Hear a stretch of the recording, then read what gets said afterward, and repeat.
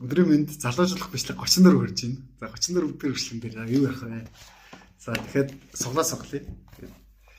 За энэ хоёр номноос энэ номноос хуудас гаргая да. За өдөр үз.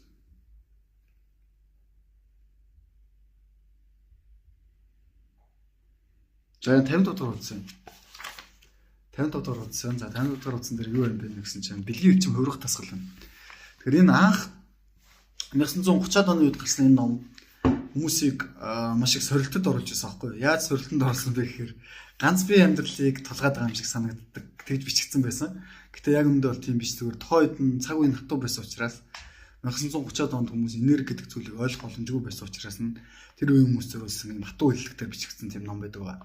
Энэ ном маань болохоор 1930-ад оны үед Английн хурандаа энтгэгд байдаг байсан хурандаа энтэг байх хугацаанд аман домгоор сонссон тэр зүйлээрээ дамжуул төвдөд хэрхэн очоод өөрийгөө огцом залгуулж өссөн бэ гэдэг түүхтэй байхгүй 80 тэр ойролцоогоор 70 илүү 80 жилүү тиймэрхүү настай тэгээд нэг юм тайга тулж явдаг тэгээд хөлөө чирсэн сул дорой тийм хөгшин хэрхэн цог жохлаатай залуу дүртэй болж эргэж ирсэн бэ юу суралцж ирсэн бэ гэдэг төгөөр бичсэн ном.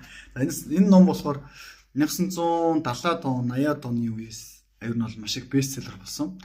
Хүмүүс маш их уншижсэн тийм ном байгаа. Тэгээд тэн дээр бол 5 дасгал заасан байдаг. За мөн 6 дугаар буюу онцгой дасгал байдаг. За мөн 7 дугаар дасгал гэж заримдаа нэрлэгддэг ом тэгээ тарин давтах тийм дасгал байдаг. За гол нь одоо сайн миний эргүүлсэн хэсгээр бол 6 дугаар дасгал байна. 6 дугаар дасгал болохоор бэлгийн эрчим хувиргал сурах тийм агуулгатай байдаг. Бэлгийн эрчмээ зөвхөн үр удмах гэдэг чиглэл тийм үү дур хүсэл чиглэлээр ингэж өрн таран хийж дуусгах биш. Харин маш их өндөр түвшин рүү хувиргаад оюун ухааны хүч чадал болон бие махбодын хүч чадал болгон хувирах боломжтой гэдэг тийм онол байна. За энэ онолоор дамжуулаад маш ингээд хүнд баймгүй өндөр чадвар төрсэн багш нар зөндөө байдаг. Жишээлбэл нэг зүйлийг би хэлж чадна. Би жишээлбэл өндөр гэгэн гэдэг хүнийг харж байгаагүй. Гэхдээ өндөр гэгэн гэдэг хүний аман домгуудыг сонсч ирсэн. Эсвэл хамгийн гэгэн хүнийг яг бодиттой яг энэ одоогийн нүдээр явж харж байгаагүй шүү дээ. Бид хоёрын амьдарч ирсэн цаг үеөөр. Гэхдээ тэр хүмүүс эд шидийн тухай сонсч ирсэн.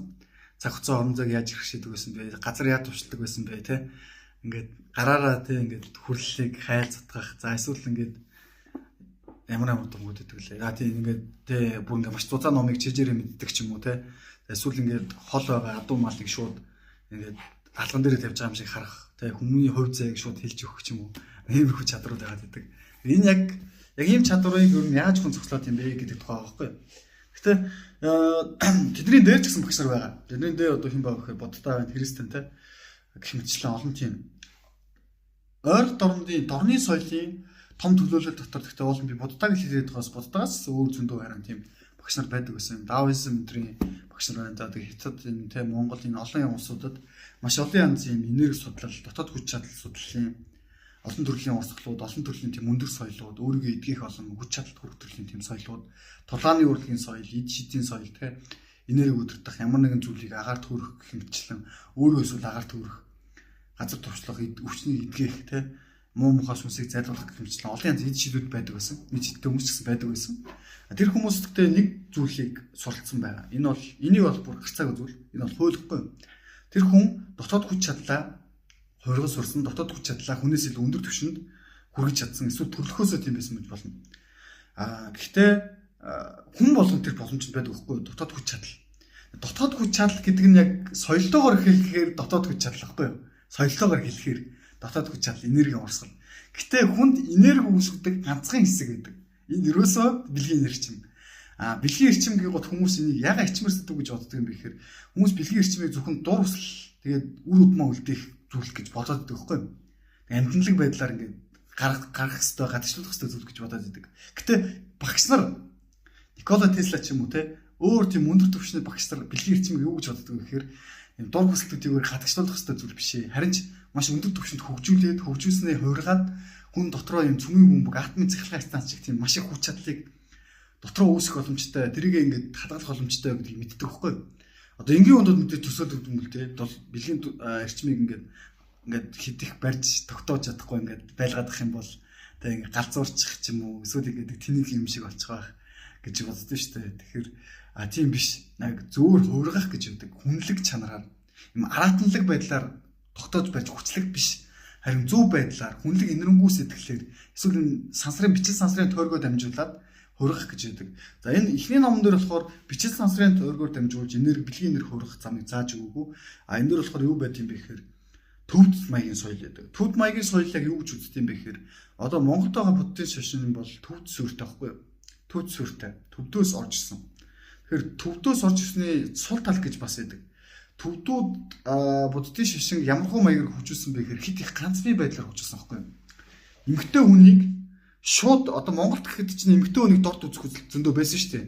Ингээд тулганаас дэшээ гардггүй, эр хүн бол жинхэнэ бурханлаг те, эр хүн бол жинхэнэ баатар, эр хүн бол жинхэнэ мундаг те, номер 1 гэр бүлийн эзэн гэж явна.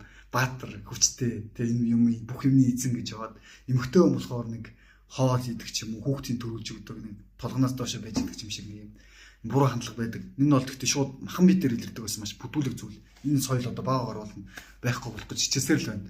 Гэхдээ 20-р зуунд амьдардаг мөртлөө 21-р зуунд амьдардаг мөртлөө эртний муу соёлоодыг өөртөө авцсан тэгж амьдардаг хүмүүс байгаа. Тэгэхээр тэр тийм эртний хүн байвал бас тэр хүмүүс зориулж хэлэхэд би нэг джентлмен болоход хэлж байгаа биш.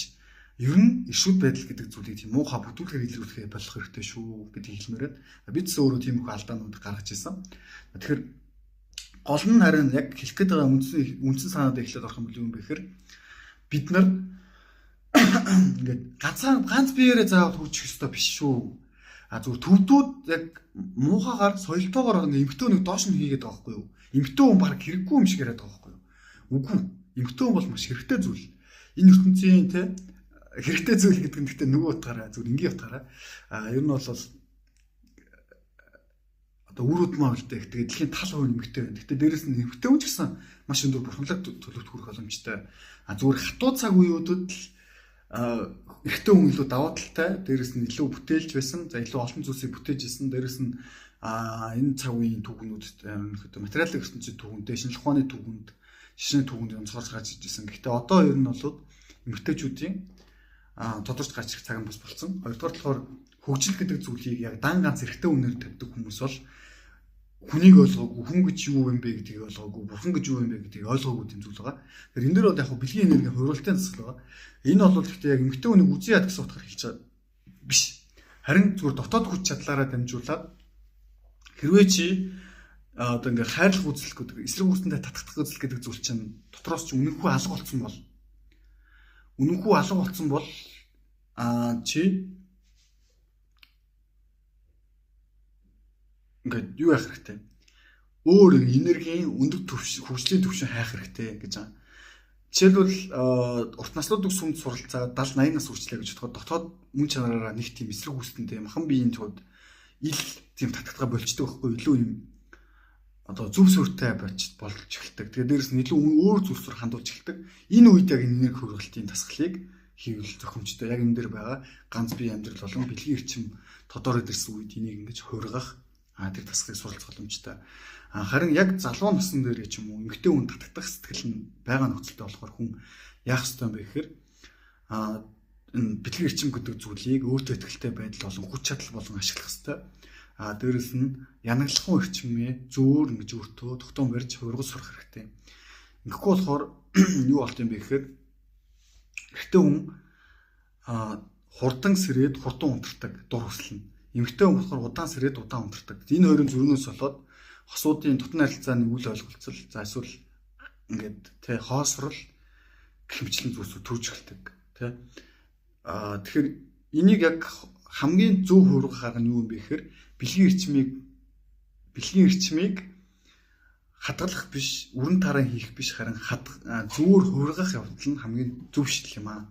Энэ хуулийг би өмнө нь 10 удаа хэлсэн, дахиад 10 удаа хэлнэ, дахиад 100 удаа хэлнэ. Илүү гоёор хэлж чадах хүртлээр, илүү ойлгохдгоо хэлж болох хүртлээр хэлнэ.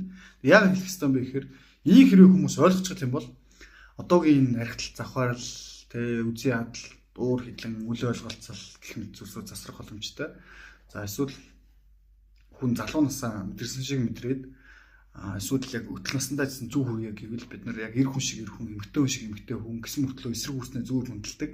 Тосоод нь хүч чадал гэдэг зүйлээ зүүр хувиргасан байх юм бол заавал дандаа юм энерги хүнд зүйл ярьлаа л та. Тэгвэл Одоо та гадаадд амьдарч байгаа ганц бие залуу байлаа. Тэ танд ингээд тодорхой хэмжээнд мөнгө байгаа, амжилт байгаа.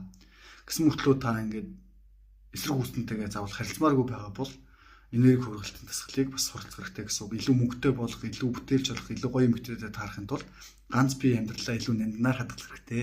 Энэ зүйл маань эрэгтэй хүнд чамаатай, эмэгтэй хүнд чамаатай. Бид нар ганц бие амьдралаа зүгээр хадгалж чадах юм бол хосын амьдралаа ч гэсэн илүү зөв сонгох, илүү ухамсартай сонгох байдал юм. Одоо болохоор юу болж байгаа юм бэ гэхээр 20 гаруугүй юу? Махан биеийн дургслаа барьж чадахгүй. Тэгэл эмэгтэй хүнтэй унтах хэрэгтэй, эрэгтэй хүнтэй унтах хэрэгтэй гэж бодоод хайж болоод нэг хүн олоод тэр хүнтэй гэрэлждэг. Гэрлээ ингээ эргээ харсан чи тэр нь хайр дурлал биш гэж магадгүй. Зүгээр махан биеийн дургсл гэж магадгүй, шохооргол гэж магадгүй. Тэгээ нэгэнтэй ингээ бүтээсэн, үсээ зулгая гэсэн чи. Тэгээ зулгаагаа чи ингээ нэмэр байхгүй. Ийм харамстай харилцаануудыг бүтээх биш. Эхнээсээ бүтээх. Гэтэ хүн залуудаа битгий гэрлэж байгаа юм биш. Залуудаа гэрэлсэн ч гэсэн хосын харилцаагаа зүгээр нандин, зүгээр хайрл. Тэрийг илүү оюухан, зүрстгэл шинжтэй зөв байлга, хин юмдээ илүү зөв өмж байхын тулд хүн ганц бие амьдралаа нандинаас сурчих юм бол хосын харилцаагаа илүү сайн нандгаж чадна. Тэ ингээд давж сурахаас өмнө унт сур гэдэгтэй адилхан бид нэр ганц бие амьдралаа сайн ойлгох юм бол хүн гэдгээ ойлгох юм бол хосын харилцаа ч гэсэн хөгжил гэдгийг илүү сайн ойлгох боломжтой.